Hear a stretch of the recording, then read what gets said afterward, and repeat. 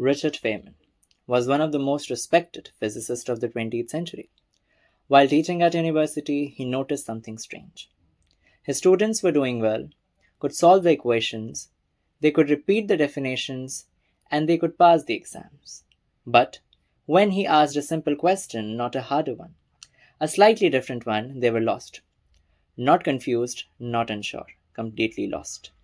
Feynman realized that something disturbing. The student had learned the symbols, but not the meaning. They could manipulate formulas, but they didn't understand what was actually happened in the real world. Later, Feynman wrote something that should make every learner uncomfortable. You can know the name of something and still know nothing about it. And this wasn't a physics problem. This is the exact mistakes millions of learners are making today. Reading books, watching videos, taking notes, feeling confident until they're asked to explain what they know or use it on their own. This video is about why that happens. I'm not explaining it as a teacher because I'm not. I'm explaining it as someone who realized, after years of studying, that feeling smart and actually understanding are not the same thing. Part 1: Illusion of Learning. Here's the core problem. Most people confuse familiarity with understanding. And when you reread something or watch a well-made explanation, your brain recognizes the information. It feels smooth, comfortable, effortless. That feeling tricks you. Psychologists call this the illusion of competence. Your brain mistakes.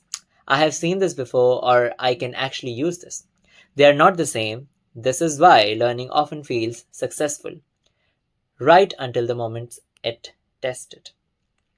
You feel smart while consuming, you feel exposed with producing, and the failure doesn't happen at exam, it happens much earlier during the learning itself. Part 2: Working memory, the real bottleneck. To understand why this illusion exists, we need to talk about how the brain actually learns. Your brain has a severe limitation called working memory. Think of it as a very small mental workspace. At any moment, it can hold only few ideas, and only for a short time. No matter how intelligent you are, everything you learn must pass through this narrow bottleneck.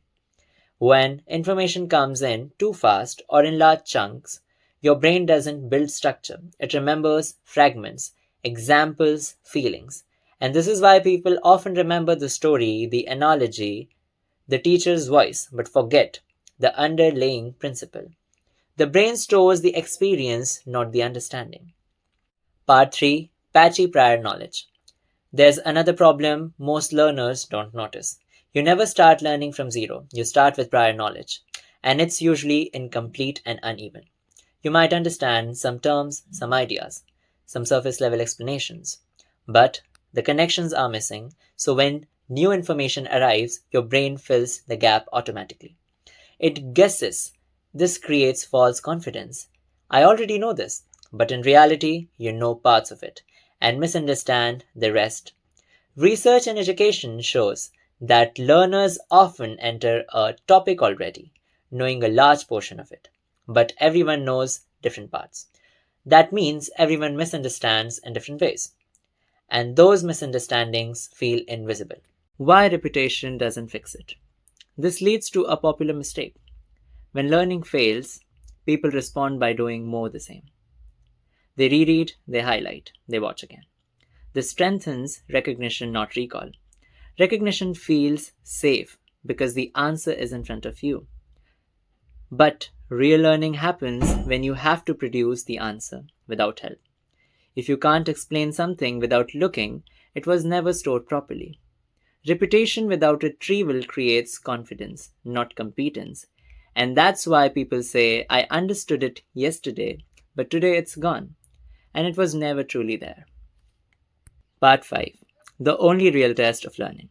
Here's the standard most people avoid. You have learned something only if you can explain it simply, in your own words, not perfectly, not fluently, clearly. And this is why learning in public works.